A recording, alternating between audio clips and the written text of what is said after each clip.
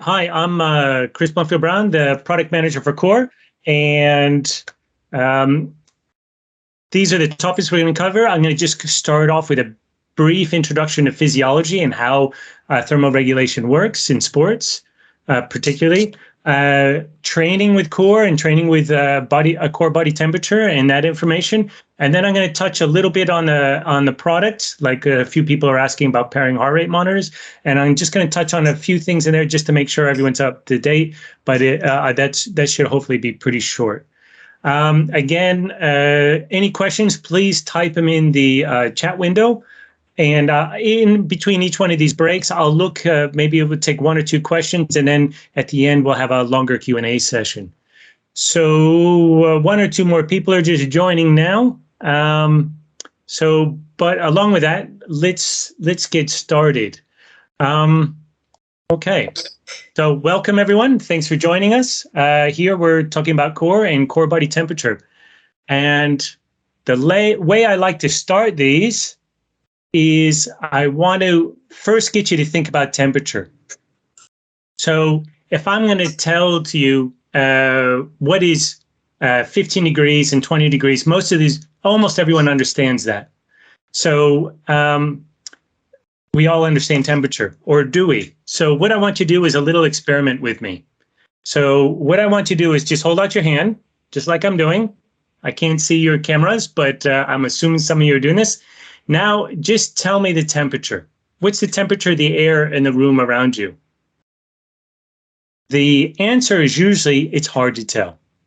And it's hard to tell because we think in temperature, but that's not how we feel. So, or that's not what we sense. So I'm going to demonstrate that again, I'm going to have you do another experiment. So I want you to grab two different items.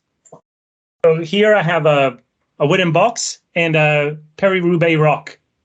And then if for you can maybe grab a metal leg on your chair or on your table, and then a wooden countertop. And tell me which one's warmer and which one's colder. And the answer is usually the metal, or in my case, the rock, feels colder and the box doesn't feel as cold. But the answer is really they're both exactly the same temperature. They're sitting in the same room and absorbing the same amount of energy. So what we feel isn't actually temperature, but what we feel is energy transfer. And this is important for how our bodies work and how our perception of temperature works. And it's also how our device works. We actually measure what you feel. We measure that energy transfer. And because if we know the energy transfer, then we can figure out the energy source, and that's your core body temperature. So I just wanted to start with an introduction and just get you thinking about temperature maybe in a little bit different way. So we think in temperature again, but what we feel and what we sense and what's important is the energy transfer. Okay. So why does this matter? Basically, what happens is our core body temperature goes up in sports, our threshold power level goes down. So these are very related to sports performance. Slides are working a little bit funny. So how we generate heat isn't really environmental. It's not so much environmental conditions, it's the power that we're producing. So first is a lot of people aren't aware is how hot they get during physical activity. And it's not uncommon. We see many people above 40 degrees or 140 degrees Fahrenheit if you're in North America. And why we get hot is because producing power, producing watts on your bicycle or running pace produces power. So the example I usually give is if someone's on their turbo trainer and generating 300 watts, that actually takes 1,000 watts to make the 300 watts. So that leaves 700 watts to be dissipated in heat energy. Our body has to get rid of all those 700 watts. So energy in, energy out, and then it's efficiency. So this slide's not working. So we get hot, even these higher temperatures, we get to those higher temperatures, even on cooler days, because we're putting out this heat. And basically, it's how much heat can we get rid of? So physical effort, again, is the biggest contributor to high core body temperature. Now, that example I gave you isn't the real efficiency numbers. If I give you what's closer to efficiency, 20 or 22%, the real numbers for generating the 300 watts is it takes 1,500 watts to make the 300 watts, which is 1,200 watts in dissipated heat, which is a massive amount. It's your toaster. So when you touch the turbo after you're done on those indoor sessions and you feel how hot that is, your body's done 5 times more heat of that, and it has to get rid of it. So now the basics, simply, we have to look at how our body cools. And it's a real simple, almost mechanical system. So what happens is our body, as we get hot, we vascular dilate the blood vessels close to the skin, and the blood circulates close to the skin. Sweat comes out of our blood. The plasma comes in, turns into sweat, and evaporates, and that cools the surface of our skin. That circulating blood close to the skin surface then cools down and then circulates to the rest of our body. So basically, blood gets diverted to the skin's cooler, cools the blood, and circulates around to cool the rest of our body. It's almost a mechanical pump. But this affects our performance because X steals from Y. When we divert blood from our working muscles to the skin, we're basically cutting off the oxygen supply and the energy supply system. So X steals from Y, basically. So one of the ways I can demonstrate this is we do this heat ramp test. We'll talk about it a little bit more. The red line is your heart rate. So this is basically a reverse cardio drift test. So we raise to a certain temperature, like 38 degrees, and then we lock in our heart rate and then just ride to steady heart rate. And as our core body temperature, the green line, increases, to maintain that same heart rate, we have to drop our power. And this is basically a lot has to do with our body is diverting blood to skin for cooling and away from those muscles. And so, that sounds good in theory. So this is about a 20% drop in this hour test. With this, I think this is about a 1 degree temperature change. And that's not uncommon. Some people will drop 20%, some people drop 24%, some people drop 14%. So this is from a race last year on a really cold mountain stage. And you can see as the temperature, the brown line is increasing, you can see that the threshold power is decreasing during this event. So, and this was a stage in the Giro when it's 4 degrees. It's 4 degrees, body temperature still got up to 39.5 degrees, and the threshold power dropped 11%. So this is how temperature rises and threshold power gets affected and can be lowered. But you can train for it, and there's things you can do about it, or you can make the effects less. Now, the next thing I want to mention is core body temperature, like heart rate. Heart rate is individual. Temperature, core body temperature, is even more individual. It's much more than heart rate. So what works for one person and what one person reads can be completely different on another person. So doesn't matter what your maximum numbers are so much, is it your numbers. So 2 people can do the same thing and have completely different values. Thermoregulation is much more different than even heart rate. So don't pay too close attention to numbers. Just be aware that yours are different and everyone is individual. So that's basically everyone's individual, and that's why we want to monitor all the time so you can learn your own physiology. So, and what heat training, or why we're talking about this, is basically we generally race at a high temperature, but a lot of times we're training at a lower temperature. And so the basics of heat training is basically we want to train in that heat stress zone sometimes. If we're racing at a high temperature and our bodies aren't accustomed to that, we're not as efficient. So training is put your body in stress, and your bodies are going to adapt to be more efficient. And that's the basics of heat training. And that's the basics of the physiology. So if there's a quick question, Alvaro's paying attention to all the notes, just send one over. Otherwise, we're just going to go right into how to use some of the data. So is there any questions, Alvaro, or should I keep going? we'll be able to get this. Please go ahead. Yep.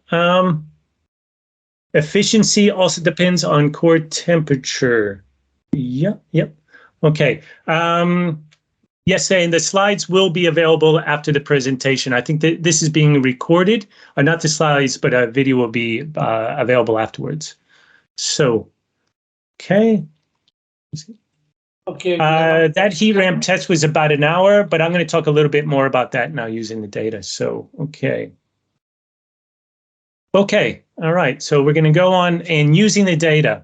So, as you can see, a lot of the World Pro teams are using it, and we're getting quick adoption rate, and there's a lot of curiosity, there's a lot of knowledge in here, because this data has been really hard to access previously. So with Core and this technology, it's much more accessible for everyone now. So the first thing, why to monitor your core body temperature is awareness. And for athletes, this is probably one of the biggest advantages, is to start to learn and understand your own physiology. So when you start watching your temperature go up, how you're starting to react, how it affects your threshold power, just seeing how high your temperatures go. So if you know how high you're getting in training and you see your temperatures rising to higher levels in racing, something to be conscious of and aware of. And one of the ways I'd say that how people can use this data is, say in your race, you have a hill coming up in a bike race. So 10 Ks before that, 10 or 15 Ks before that hill, or a sprint at the end of the race, start trying to cool yourself off. Because if you can start the bottom of the hill at 38 and the other guy starts the bottom of the hill at 38.5, the one who started lower should have an advantage at the top because his threshold power is not going to drop as much. So, and a lot of times it's just seeing these data and being aware of it and being able to do something about it earlier. It's easier not to get hot, strategic cooling, than it is to get hot and try to get that energy away. So, and then just understanding your own physiology, people getting used to what seems to be working for them, pre-cooling before the start of a race, watching your temperature before you even begin to race. And pacing, we had some Olympians who actually watch their core body temperature, and they're changing changing their pace according to the core body temperature. So, okay. Excuse me. Okay, so the way, and also in training, how we use a core body temperature is a concept we call thermal load. And thermal load is basically getting to a certain temperature that we'll talk about in a second, how to calculate, and staying there for a sustained amount of time. So putting your body in heat stress and staying there for, the example that's behind my head is such as 45 minutes at 38.5 degrees. And say that 38.5 degrees is your heat training zone. And then you just stay at that number or above for roughly 45 minutes. And the heat ramp test is developed to try to figure out your own heat training zone. We'll talk about that in a sec. Okay. Now, the basics of heat-aware training. It's pretty simple. This isn't rocket science. So temperature goes up. We train at that temperature for a sustained amount of time. So typically, it's around 38.5 degrees is most of the research shows, but that number can vary person to person. When we started this, we worked with some researchers and coaches, and they said we really needed a way to help try to identify that temperature, and that's how we developed the heat ramp test. But statistically, it's roughly 38.5 degrees or 101.3. Some people are a little bit higher, and some people are a little bit lower. And then to do a heat training session, that's generally 45 minutes to 1 hour in your heat training zone. So, and when you're doing one of these training sessions, you generally want to train to heart rate and core temperature and not to power. And what most people notice after just a few sessions, or 3 sessions or so, or pace if you're running, what they'll notice is your power numbers will slowly start increasing doing the same workout at the same temperatures. So if you're doing heat training, it's always important to do it with looking at temperature and heart rate and not trying to do it to power. Okay. Now, so typically, for instance, a lot of people will do this on an indoor trainer, and as part of that, they'll just increase the temperature. And so the question we have, or out, you can do them inside or outside, doesn't matter. So people ask, how do you get the heat in? There is several ways to get the heat in, and the research doesn't show that there seems to be much difference how you do it, as long as you get the heat in. So the first best way to do it is no fans. So no air circulation. If you're indoor, don't use any fans and don't get that air circulating. If you're outdoor or indoor, you can wear more clothes. Just put a jacket on or put some leg warmers on. And if you're riding outside or running outside, just wear extra clothes. You can also increase the room temperature, or if you're riding outside or if you're training outside, go in the afternoon when it's hotter out versus early in the morning. And if you're indoors, just put heaters in the room. And then the last way, the easiest way to generate more heat is do harder efforts. So if you're not generating that heat, just go harder. And if you got a lot of heat, just go easier. And there's a couple of questions coming in. Is heat training with clothing layers? Yeah, you can do heat training with clothing layers. Oh, okay, they said it. Okay. And someone's asking about cold training. I can do that in a second. Okay, so again, for how to get the heat in, doesn't matter. Go out in hot conditions or increase the room conditions, wear more clothes, higher efforts, and low air circulation. So it's simple. Okay, heat training benefits. Why we do heat training? Again, you put your body in stress in that temperature zone, and your body gets better at adapting to operate in those temperature zones, which you do in competition. So one of the Olympic coaches we work with, I really like his term. He calls it vascular coordination, which is basically when you put your body in that stress, your body just gets more efficient. It's sending the right amount of blood to the skin surface for cooling and still directing blood to those working muscles to generate the power. It just gets more efficient. Put your body in that stress and it's going to get more efficient. Now, the second benefit in doing heat training is you get a plasma increase, the water content in your blood.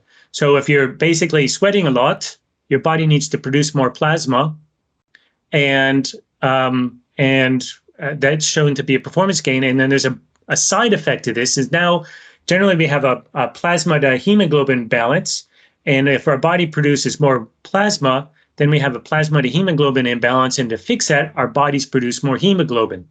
So our hemoglobin goes up as well as the plasma. And then there's also the benefits of being more acclimated when you're operating at higher temperatures or in hotter events.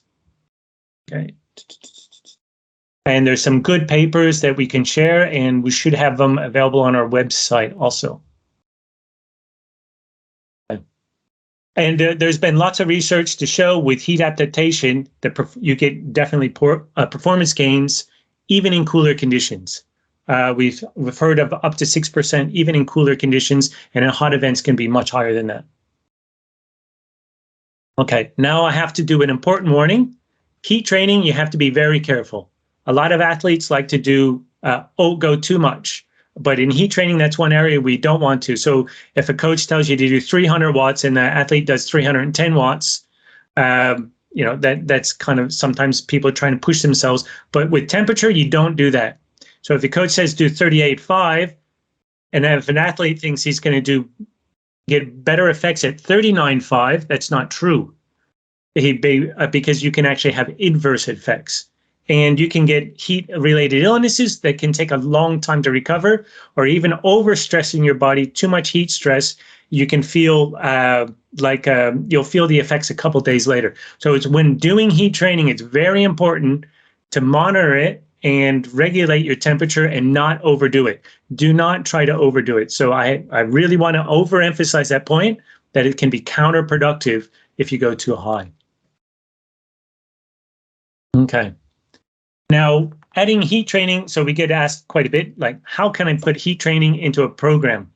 So some of the people we do, they'll do a heat block. In the beginning of the season, they'll do 2 weeks and they'll do a heat block, or before an event, they'll do some heat adaptation training for 2 weeks. And then basically that's getting up to your heat zone area almost every day or all your training days. But there's some people, you can do a heat block, or other people just add it into existing programs. And then when you add it to an existing program, or even if you've done a heat block, you need to continue to do the heat training sessions to keep those benefits, to get the plasma, to keep the plasma levels up. So, for instance, on an existing training plan, to do a heat session, you can do it on a tempo day. So on a tempo day, say you're doing a 3-hour easy ride, the last hour you can do a temperature. We've had people come in and do the last hour in the erg, or just wear more clothes and get your temperature higher and then do that. So basically you can do it on an easy day, but just using one of the other methods to increase your core temperature for that sustained amount of time to have that thermal load. The second way is a lot of times people are already getting a thermal load during their high intensity training.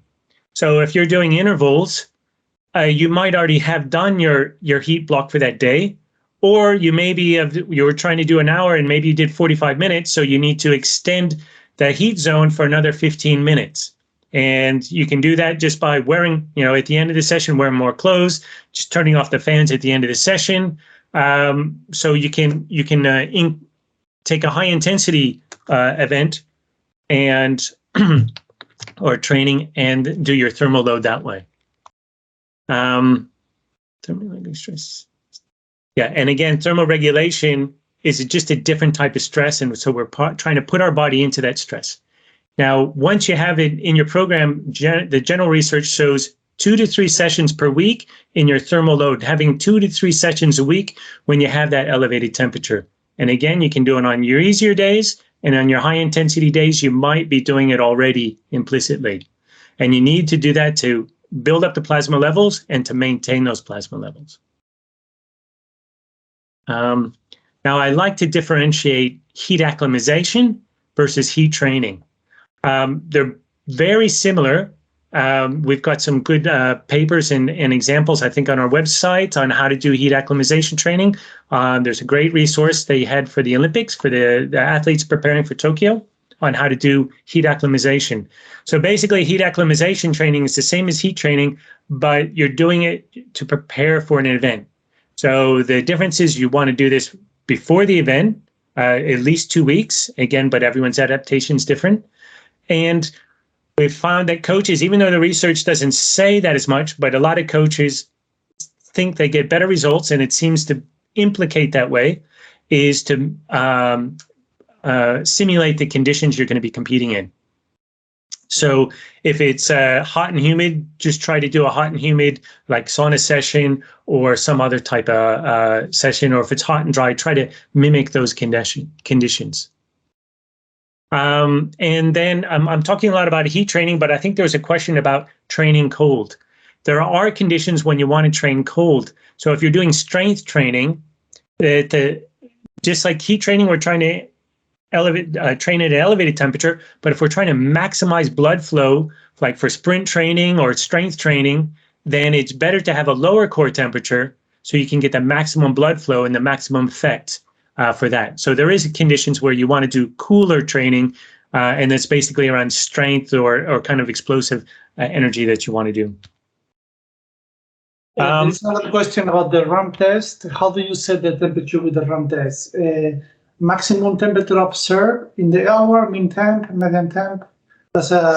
Okay. Yeah, maybe let me zip back to that slide because I think, let me just finish this, and then at the end, I'll go back to that slide. I probably didn't go over it enough. So let me do that. I'll come right back to that one. So we get a question about saunas. So there's people do sauna training as part of like a heat adaptation training or heat training also. Most of the people that we know are getting effective results or have this part of that is they'll do saunas after, or hot baths, saunas or hot baths after the training. So they'll do a lot of the heat load with load and physical condition. And then afterwards, to prolong those effects, they'll go into a sauna. And one of the things we want to say is our device works in it's not first rated. It shouldn't be used in right now, it shouldn't be used above 65 degrees, and Finnish saunas do there. And we don't work great in a sauna at the moment. So we have a problem with lag in the sauna. So it is something we're working on, but the values in the sauna might be off a little bit, or at the end you can kind of see where they are, but it's not to be as relied upon. So we just want to do that disclaimer that people do use sauna training, but our device isn't really validated yet to be properly used in a sauna, and is something we work on and hope to have an update in the near future that will work better that way. And then this question comes back, I'll come back to the heat ramp test. Altitude training and heat training. So know people who want to, first people call heat training the new altitude training.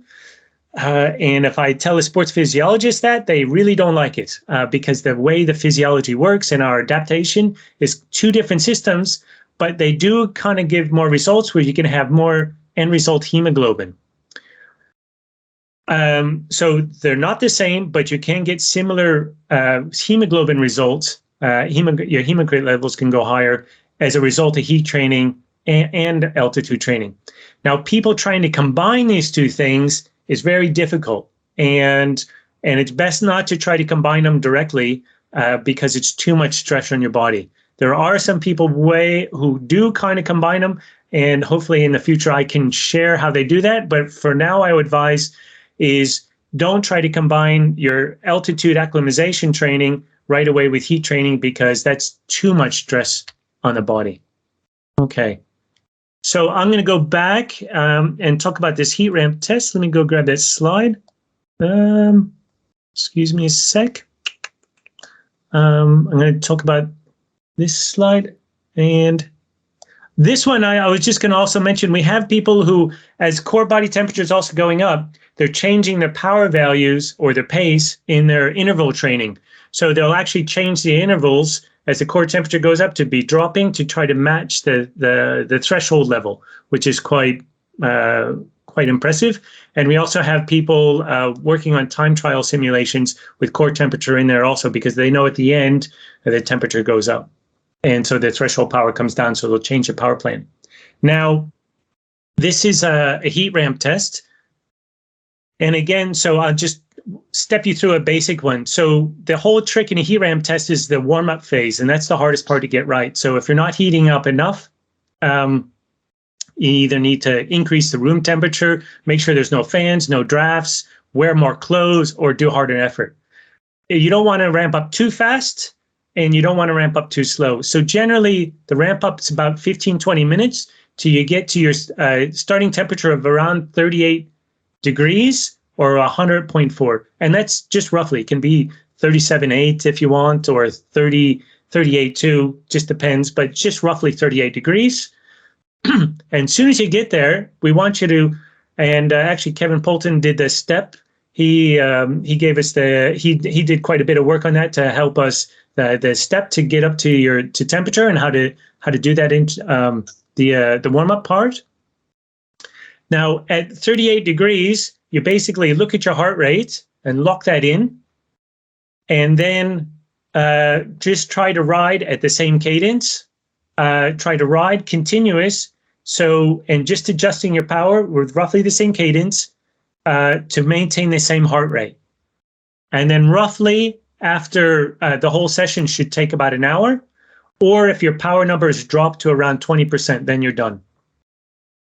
And then what we do is we look at our temperature we stopped at, and then the temperature we started at, and basically we kind of almost draw a line in between.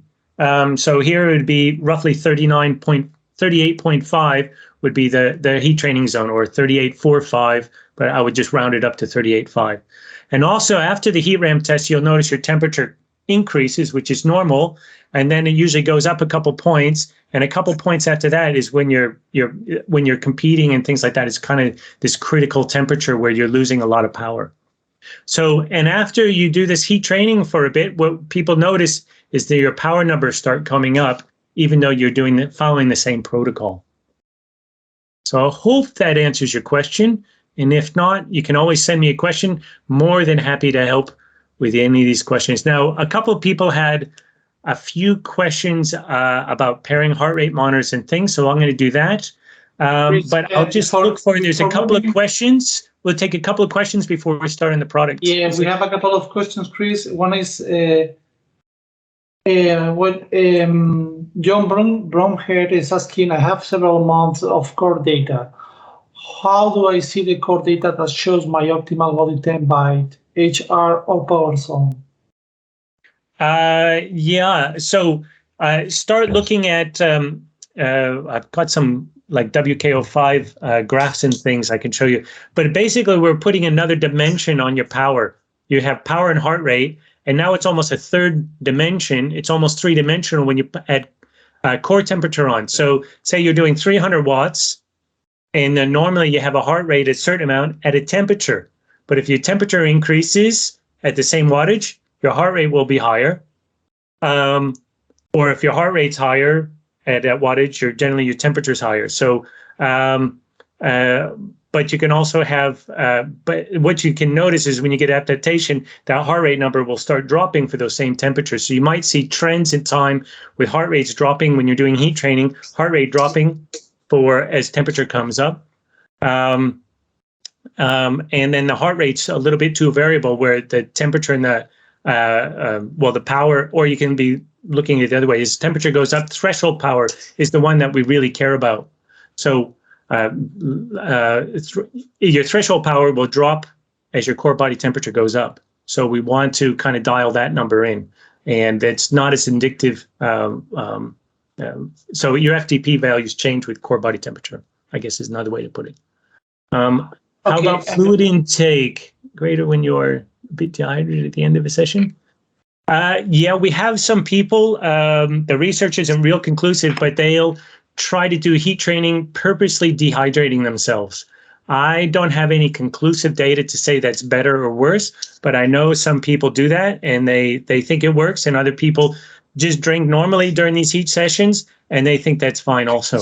So there isn't really conclusive. So I would ask you to try and do that. So basically, some people think if you sweat more and you're dehydrated, your body's more inclined to produce plasma quicker. And other people think it's just your body doing that and recognizing it needs to generate more plasma to be more effective. Okay. Okay, so I'm going to jump to the next part. And I'm just going to go over core a little bit, and there's a couple of things that people might not be aware of, so I just want to do that, and I promise I'll try to be quick. So, and then we'll have some more questions at the end. Okay, so core, if you're not aware, it works with your Garmin devices, your Wahoo computers, your Wahoo Garmin computers, Chorus Watch now, and there's some few others that I'm testing here. I can't show it. That I'm testing that we work with your devices. We work with the devices. It writes the data into the fit file. Core temp is a new ANT Plus standard, and excuse me. And it's a standard also in the fit file. So we're having more and more platforms natively parsing this, and that's my job, is to get more. We have our core phone app. And we also have cloud data for historical data. So, and on our website, we have how to install and work with all these different products. So some of you have had your core for a while. You might not be aware of this, but there was an update, and we have it. So to turn your core on, you just shake it, and the light blinks up in the upper left-hand corner. And if it blinks 3 long times, it will tell you it'll tell you the battery level when you first shake it. 3 long blinks, if the battery's fully charged, will last at least 3 days. 2 blinks, at least 2 days if it's worn 24 hours. 1 blink, it'll last at least 12 hours. And 3 short blinks means the battery is almost empty and will last less than 12 hours. Okay? And then after those blink sessions, the light will just start blinking normally. And what happens then, if it blinks single, it means it's working, but there's no heart rate signal. And if it double blinks, it means the heart rate signal is paired and your core device is reading it. We'll talk about that in a second. So wearing your core, when we clip it on to the heart rate strap, or in the strap on your arm strap if you're doing it, we're trying to remind you that there's clips inside your box. And to do the clip, as some people have found out that it can slip off, so the clips help secure it so it doesn't fall off accidentally. And people ask, where should you wear it? And it's generally just on the side. If it's on your heart rate monitor, we just usually place it right after the electrodes on your heart rate monitor strap. So it's just on the side of your chest. The part that's probably the best to do is just wear it in the same location all the time. It can be a little bit towards the front or a little bit towards the back. Either's fine. And some women, they attach it directly to their sports bra, and they find that's convenient also. Why is it not working? Okay. To charge it, now we enabled a new mode that some people might not be aware of. The normal mode, the default mode, is it's on all the time. This had to do with a lot of World Pro riders forgetting to turn theirs on, so we just left it on all the time. And when it's on all the time, the battery lasts about 6 days. There's a standby mode that's enabled with a phone app. And when the standby mode is enabled, the battery lasts roughly a month. So if you want to do that, I'll show you in a second how to enable that. But if you use the standby mode, you have to shake it before you go out for your ride to make sure it's on and working right. Okay. The smartphone app, just download it if you haven't done it already, and make sure Bluetooth's enabled. And just to let you know, we do have a new phone app coming up. If anyone's interested in using it, the beta should start, I believe, at the end of the month, and hopefully we're released not too far after that. It's a complete rewrite, and there will be a lot more statistics available on this that we believe will be a lot more interesting. So the reason we haven't had updates is we've completely rewritten the app from the ground up. So it was a big work. So. And the beta is iOS and Android, so we have it on both platforms. So on the current app, and it will be the same on the new app, there's 2 parts that I want to talk about. One is standby mode. And you can see on the screen, there's a standby mode. And if you enable it, that means that the longer battery life. So you have to charge it less, but you have to shake it to turn it on. You just enable that checkbox. And also heart rate monitor. If you click on that, then that's one area you can pair the heart rate monitor. So, okay. I think that was all my questions on that one. Chris, we have some questions about the app. Yep. First is changing from Celsius to Fahrenheit in Garmin. Yeah, that already works. So, if you change from Celsius, just to let you know that the phone app works different from your Garmin device. There's a little confusion there sometimes, but they both support Celsius and Fahrenheit. And just to let you know, all the data is always recorded. All the fit file standards are recorded in Celsius. That's what the standards tell us to do. So the display always just does the conversion there. So, but if you set your phone app to Fahrenheit, your Garmin device, you have to set the settings on your Garmin device separate. So they are different because that's how the Garmin ecosystem works. And the same with the Wahoo. If you want to display in Fahrenheit, always the numbers are calculated in Celsius and they convert to Fahrenheit. So just keep that in mind. It's the Fahrenheit you see here is only for the phone app and the data that you see there and the way it's represented there. But each platform almost has to be, when you configure each device, is almost separate. So, but it's usually on a device. So each Garmin, you set the settings to Fahrenheit, and then everything should be displayed in Fahrenheit after that. And same with Wahoo and Coros. So this question was asked beforehand. They say, so why do we need to pair a heart rate monitor? And what it says is the heart rate's used to make the algorithm, the way our device works, makes it work faster. And just to let you know, we're not a temperature sensor, we're an energy transfer sensor. So we're not measuring skin temperature and using heart rate to try to calculate core temperature. We're actually measuring the energy transfer and using that to calculate core body temperature. So, and the other way, it's a better way to example of why we use heart rate also is, so here's one of my local hills, 28% for 2Ks. I live in Switzerland. So if you're riding up a hill, we see this large amount of energy transfer, and we can see you're getting hot, and you also see a high heart rate. But now you get to the top of the hill and you start descending. So when we start descend, we still see this huge amount of energy transfer, but you're now cooling and not heating. So this is actually a really hard problem. So we actually use a heart rate as an energy vector. So when you're going up, the energy is going in and you're heating up. And when you start descending, so we see a big drop in heart rate. So now we know you're descending, and we see this energy going out. So we know you're cooling. So it's a quick way to tell us to calculate that faster. And that's one of the ways how we're using heart rate to be able to make the algorithm faster. It does work if you don't use it, but what happens is there's generally about a 15 to even 20-minute lag in the temperatures. So if you rode up the hill and you stopped, your temperature is going to be pretty close to the same. Maybe you'll miss the peak by a couple 0.2 or 0.3 degrees.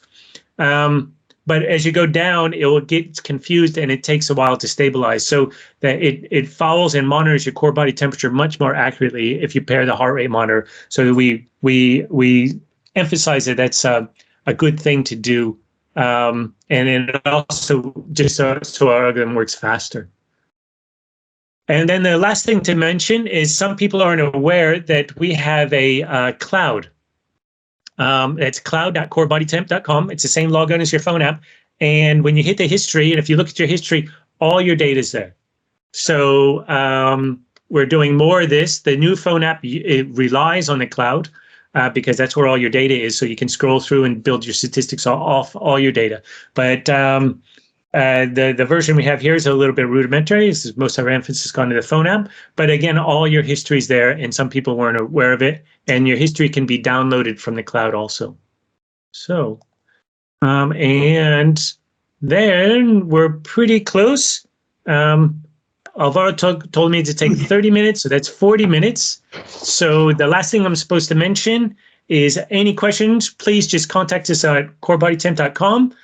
Always here for questions and try to get back to you in a reasonable hour. Sometimes we're a small team and it takes us a little bit longer than we hope for. But and also anyone there's a discount code that's available for the next week or two if anyone's interested in purchasing a course. So with that, I think we're open for some questions.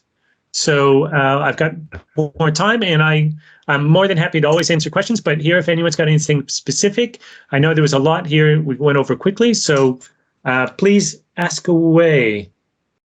Yes, we have a first question. The first question is from Jan. He said that I read on your website about the limits of agreement comparison with core and the EPL. At which ambient conditions are these tests done? Is there a difference between low and high ambient conditions? Okay, yeah, I'm just trying to read that question. Oh, I see it up here now. Let me just scroll up. So, bring yourself about the limits of agreement in comparison to the QPL. Yeah. So, a lot of these, a level of agreement, our tests, we've done hundreds or thousands of hours of data, and they're in varying conditions. So we've got some more statistical models. I think they're on. We have an accuracy page with a link that goes back to the parent company GreenTech site, where we have some other Van Blanten tests.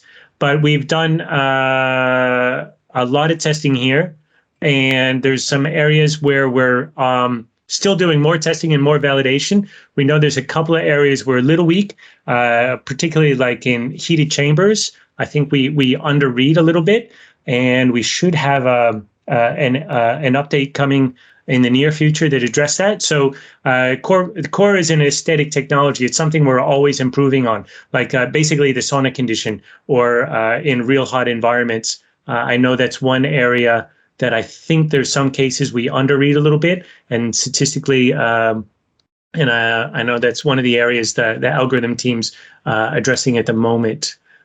I hope that answers your question. Okay. And if you need more information, we have more information on that also. If we paired, the question about COROS. Yep, I see that one. Yeah. Yep. So is core body temperature to get it calculated?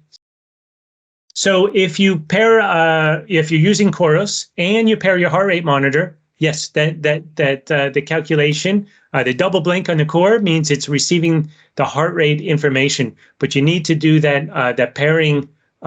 There's 2 points in this. You still need to use like the phone app for Chorus now to pair your heart rate monitor. But coming in the near future, right now we only support ANT plus heart rate monitors. But roughly in less than a month's time, we will have Bluetooth heart rate monitors also. And at the same time, we have an issue with the Chorus. They're using Bluetooth. We only have one Bluetooth channel open. That's why we are having troubles with the heart rate monitors. So we're having multiple Bluetooth channels open, which means if you're using your Chorus watch, then you'll be able to use the phone app at the same time and a smart training platform that's using Bluetooth. So right now we only have one Bluetooth channel, but within a month's time, we should have, I believe it's 3 simultaneous Bluetooth channels. So that should be a little bit more seamless that way. Okay. I think that was a question from Thomas. I just answered his question. Yeah, that's something we're actually physically doing right now and testing to do multiple core testing at the same time. So we have another question, Chris, from Sherry Sebastian Miquel. How can we use this information to make nutrition decisions during a race or have trainings to avoid decreasing performance, like hydration, SQs, etc.? Okay. We're working with some nutritionists, and that's actually a really good question. And I can get you better answers. Some of the things I know you can do is, information like hard trainings to avoid decrease in performance. One of the things I know that some of the glucose monitoring people and some of the researchers is basically the same with threshold power going down. Glucose absorption rates and something goes down as core temperature goes up. Basically a blood diversion effect again. So if you're trying to eat effectively, eating at higher core temperatures is sometimes not as effective. But we also have people experimenting with cooler drinks and things like that to try to lower core body temperature again.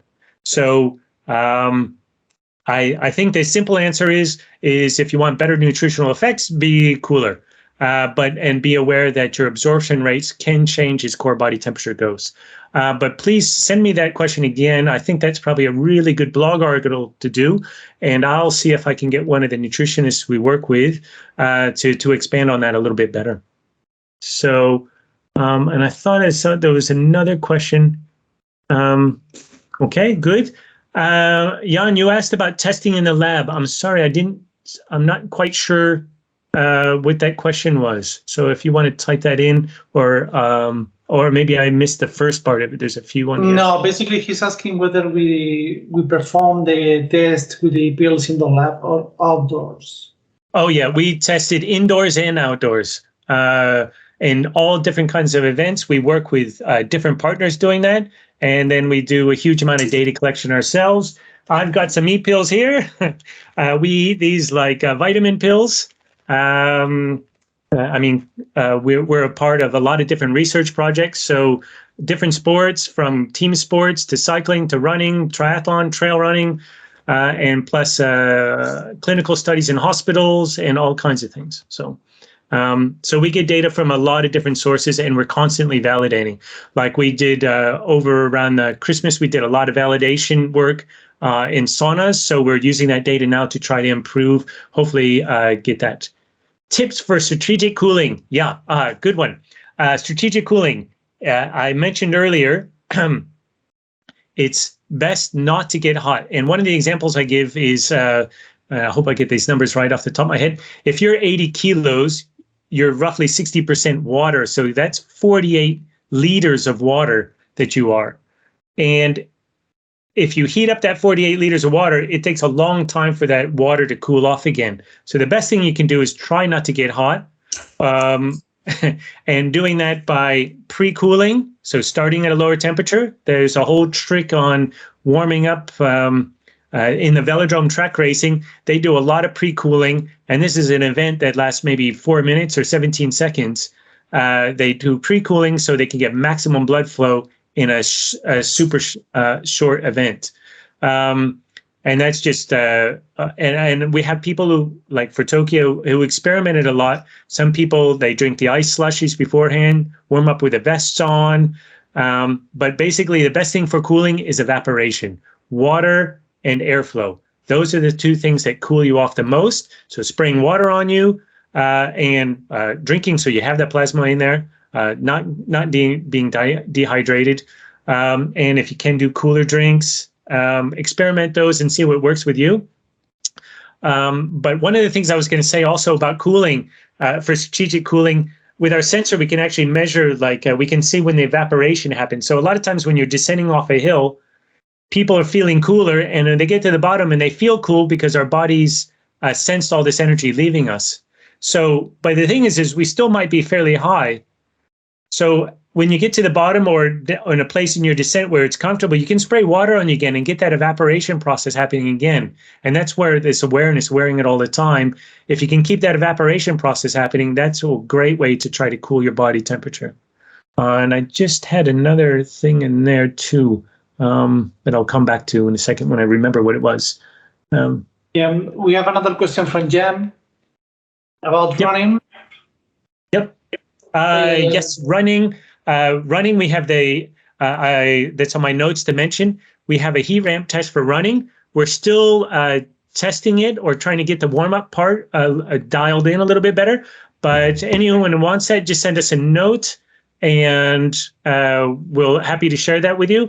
And the website's changing with more running photos. Yeah, but we work in all different sports. Primarily, we work in cycling, triathlon, cycling, and running, because those are the areas where we have the highest adaption of sports tech. But in Tokyo Olympics, we worked with most sports with a lot of people doing heat adaptation, beach volleyball to Nordic skiing. Okay, and John Broomhead is asking about the brand for the cooling vest. Cooling vest. Yes. We are going to post some things on our website to recommending certain vests. I like the ones. I'm Australian, so I know there's a brand from Australia that I like personally. But basically, ones that use the ice, if you're using it for pre-cooling, I think work the best. I know there's some that work off evaporation cooling, but I can't say personally if they do enough. I know the ice seems to be popular, but something that just fits snug or fits right, and then just holds and has the ice in there. So yeah, and cooling the blood vessel, the flame. I know some of the researchers, I said, they actually like the ice more on the arteries to doing that. Controversy during events is cooling the back of your neck, and this is something you can experiment with. It's a little bit controversy because what happens is you're cooling the blood that's going into your brain and fooling your brain that you're actually cooler. And so even though you're not, your brain thinks you are. And then when you take it away, some people say they feel unbearably hot afterwards and your body can react. So if you're doing that in a race, unless you practice it often, I wouldn't really recommend it. But if you are doing that, just, do it more regularly so you're more accustomed to it, so your body's adapted. And then one of the other things I was going to talk about briefly, I just remembered, was your perception of cold. Our brains, and that's why it's good to use core, this awareness again, is our brains, again, our perception and temperature doesn't always match what the reality is. Sometimes you'll be going along and you feel fine, but your actually temperature is elevated. And then at other times, you'll feel cold. And I've got examples riding down mountains in Switzerland, and I'm shaking and I'm feeling cold. And I had the e-pills in me and my device, and it said that I wasn't cold, but that was my brain figuring out that I'm losing a lot of energy. And so it was telling me, and all the defense mechanisms were starting early, shaking and all, so I wouldn't get cold because it sensed I'm losing so much energy. My perception, I was very cold, even though I was still 37.6 degrees. But I was on a quickly going down descent. So again, that's why we monitor core body temperature, so we get this awareness of what's going on and what's really happening. So, okay. No, I think we are done. More materials for runners. Yes. Bug us if we don't have enough there. But yeah, the heat ramp test, I think, is one of the main thing that's missing. And I think we've got it scheduled, Alvaro, to put out the page to ask people to send it to them. We're just not publishing it until we're more happy with the warm up, the introduction phase. So. Okay, Chris, we don't have more questions now, so I think we are done for this webinar. Okay. Okay. Thanks everyone for joining. Really appreciate it. As you can see, I love to talk about this stuff. And if you have any questions, do just contact us. We do try to get back to everyone. And if we don't, just bug us again. We're a little bit busy, but really appreciate everyone coming and all your questions. And we're here to service you. We want to make this a better product. Feedback, any other things that you have for us, we really want to do help you, add value to you. So please let us know. And thanks again.